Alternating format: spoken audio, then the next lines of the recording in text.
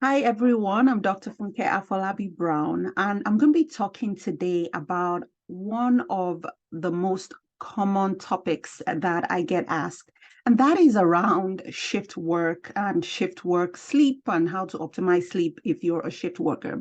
Now, do you know that about 6 million Americans work night shifts on either a regular or a rotating basis? And it's been estimated that about 10 to 40% of that population have what you call shift work sleep disorder. Now, shift work doesn't mean that you necessarily have shift work sleep disorder. Shift work sleep disorder is a type of circadian rhythm disorder where you have really problems either with staying asleep or with initiating sleep, or you're excessively sleepy and you have just misalignment with your circadian rhythm. And so that's a whole entity on its own that needs to be managed by a sleep specialist. But today, my real focus is helping us optimize sleep as shift workers. Because the thing about it is, we do need shift workers, right? And now maybe we'll start off with who is a shift worker. A shift worker is really someone that has a work schedule that's kind of outside the regular working hours, regular daytime hours. And we do need shift workers, like I mentioned, across, because we need people working around the clock in certain industries, right? In healthcare and, in transportation and so many other services. Because I am a sleep expert and I am a physician, I'm really going to be focusing more on healthcare. But I think a lot of the information I'm going to be sharing today will also be adaptable if you're in different industries. Now, when does shift work start? It starts anytime, again, outside of daytime hours. So usually anytime between 6 p.m. and 4 a.m. And so you have different types of shifts. You can have early morning shifts. You can have sort of that evening or afternoon shift. And then you have overnight shifts. And then on top of that, you also can have rotating shifts as well as irregular shifts. And those rotating shifts can either be clockwise or counterclockwise, as opposed to having a fixed work schedule where you're working nights. Now, with shift work, again, you're working at a time that's misaligned with your internal clock. We all have that circadian rhythm or our internal clock that lets us know when we're supposed to be asleep and when we're supposed to be awake. And it synchronizes with our 24-hour clock, with sort of the earth, right? And so it's about 24 hours long. And so as a shift worker or someone who works night shifts, that's going to be kind of my focus now. You are essentially working at your circadian nadir, meaning that when you're supposed to be sleeping, you're suddenly expected to be performing, right?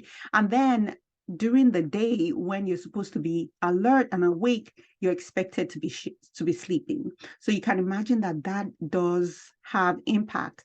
And there have been studies, tons and tons of research that have shown that if you work shift work, right, you are at risk for different conditions, different issues, comorbidities, what we call it. So the first is there's decreased performance and there's decreased alertness because you have increased sleep loss. You tend to be more sleepy. There's increased risk of errors as a result of that. And this is comparing people who work shift work versus those who work regular hours. And then another thing is you have a lot of metabolic and other medical problems like increased risk of obesity, increased risk of type 2 diabetes, increased risk of coronary heart conditions and hypertension. This is in comparison to those who are daytime workers. So we know that sleep loss is associated with these medical conditions. But when you now look at the comparison between those who work shifts and those who are daytime workers, they have even a higher risk. And then there's also been some studies that are coming out, kind of what we call epidemiologic studies, which are not necessarily fully consistent yet, but we're definitely getting the evidence that certain shift work disorders associated with certain cancers. Cancers like breast cancer has been studied quite a bit. And then there are a few studies now showing that there's increased risk of things like colorectal cancer, of prostate cancer, as well as endometrial cancer. And so it is being considered to be a potential carcinogen, shift work. Again, there is a need for shift workers, so I'm not asking everyone to quit their jobs. I mean, if you can advocate, if you can get a job that's better aligned with your circadian rhythm, that would be ideal. But what do you do, right, if you do have to work as a shift worker?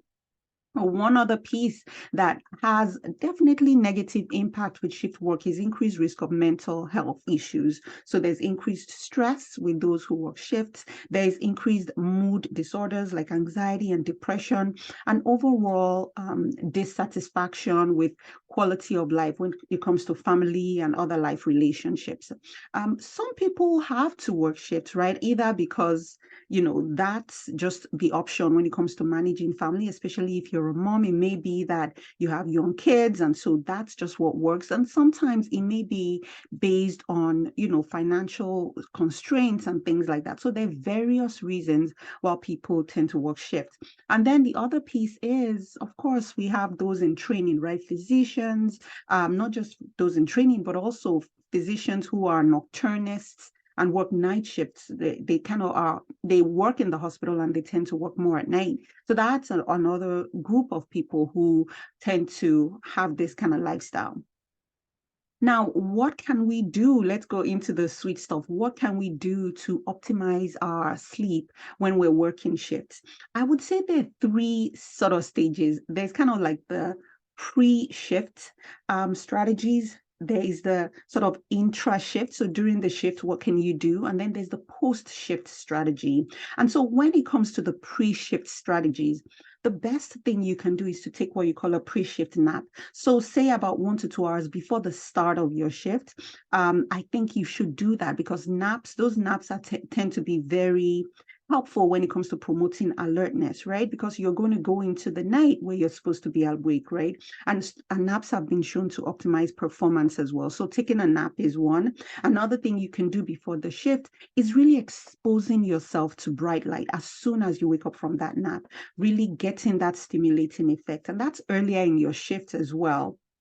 And then the third thing you can do pre-shift is to strategically take caffeine, because again, caffeine is a stimulant, right? So that will also promote alertness and also will improve performance.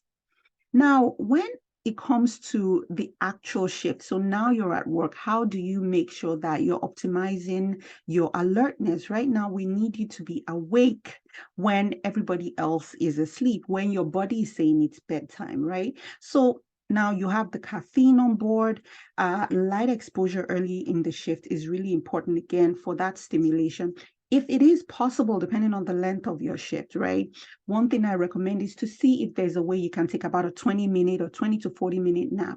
That's something that has been shown to be very effective. Again, it depends on where you're working. And studies have actually looked at this. For those people that do work like 12-hour night shifts, they've seen improved reaction time, decreased fatigue, improved alertness. They've seen less errors with the physicians and the nurses that tend to take that nap during their shift. And then towards the end of your shift, right, towards the end of that night shift, I want you to start avoiding the bright light. Definitely no more caffeine. And also, you want to just start to watch what you're eating. You want to make sure you're avoiding things that are too heavy when it comes to meals and things like that. And then finally, post shift. I think this is the part that's really, really critical because we're going to need to get your sleep protected as much as possible. The best thing you want to do is you want to avoid bright light exposure in the morning after your shift. So go home, get some big bogus sunglasses on, and just go straight home. Don't go doing groceries, don't go running errands as much as possible because you really want to try to maximize that time as best as possible. And then when you get home, I want you to practice just your bedtime routine again. So we're taking that, we're taking either a bath, we're looking for some calming, relaxing activity. We're keeping the room really, really dark, right? Because it's bright outside. So this is where Sleep masks would come in. This is where having blackout curtains would be helpful. So really you want to keep the room as dark as possible and also cool, close to cold actually. You really want to do that because that will promote sleep as best as possible. In some situations, you may need to take melatonin, and this is where it could be effective because essentially it's going to help with that shift in your circadian rhythm. So that's really the three, sort of the three things you're going to do depending on where you are in the shift. Now, what are you supposed to do when you're off, right? When you're not on your shift, when you don't have a night shift? The goal, honestly, as much as possible, is try to stay on schedule, right? Don't move, flip back to a normal schedule, especially if this is if you're a shift worker and this is what you do long term. So you really want to try to maintain sort of that same schedule as much as possible if needed, because really it tends to be impractical for a lot of people. You can do what you call the anchor sleep on your non-work days. And what is the anchor sleep? Is essentially bridging one sleep stage sort of with the other, or one sleep phase with the other in that sense. So what you would be doing is, say, going to bed really, really late, and maybe going to bed as late as 2 a.m. or 3 a.m. all the way to about 11 a.m. So it's sort of that anchor sleep. And during that time, really having conversations with your family members so they understand what's going on and trying to minimize disruptions on those non-work days as much as possible.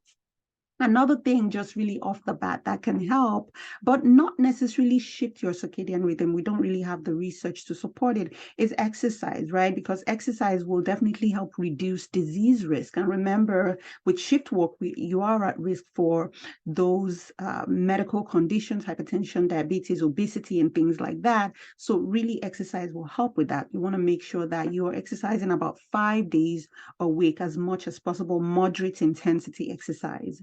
And then the other piece that I'm going to recommend is, it is very stressful when you're working completely misaligned with your circadian rhythm. Remember that circadian rhythm serves so many other functions in your body. So paying attention to your mental, your emotional, and physical well-being is really important as a shift worker. If, making sure that you're going to see your physician regularly, you're screening for any underlying risk factors and things like that will be beneficial. And then what can you do as an advocate, realizing that shift work sleep disorder is a big problem, is to create sort of the shift work sleep disorder awareness at your workplace. So really making people aware of practicing healthy sleep habits, of taking care of their health and well-being.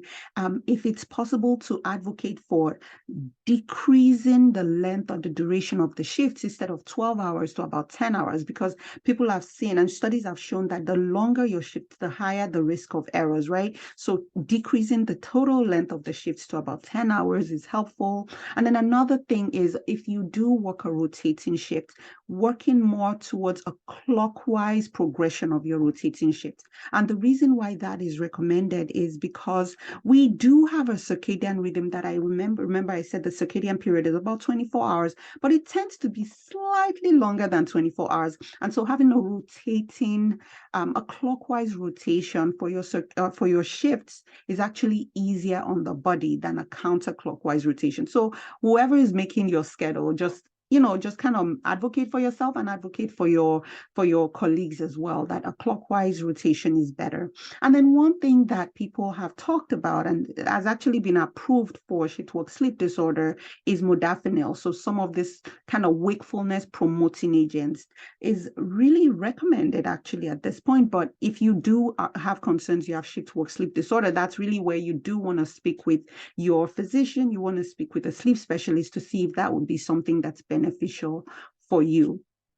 And then just before I go, I think regardless of everything that I've talked about today, we've talked about what shift work is, we've talked about the different risks, we've talked about strategies to promote wakefulness, strategies to promote sleep, and things like that. But one thing we have to be very careful about is drowsy driving.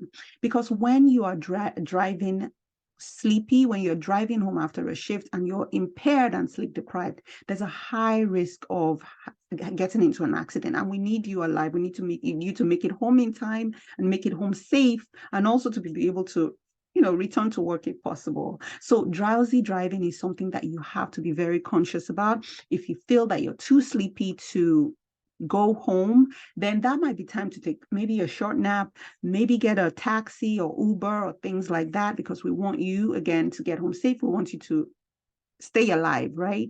So I hope this has been helpful. It's been a little bit longer, I think, but really I wanted to bring this information and share it with you because I do hear a lot of people asking about shift work and how to optimize their sleep and what to look out for if you feel you have shift work sleep disorder. Usually this is diagnosed if you've had symptoms over a month of consistent difficulties falling asleep after your shift and consistent difficulties staying awake during your shift. And also there's some other symptoms that go along with it. But essentially, if you're concerned about that's the time you would need to speak to a sleep expert or not, definitely speak to your physician and they'll tell you the next steps. So until next time, I hope you rest well.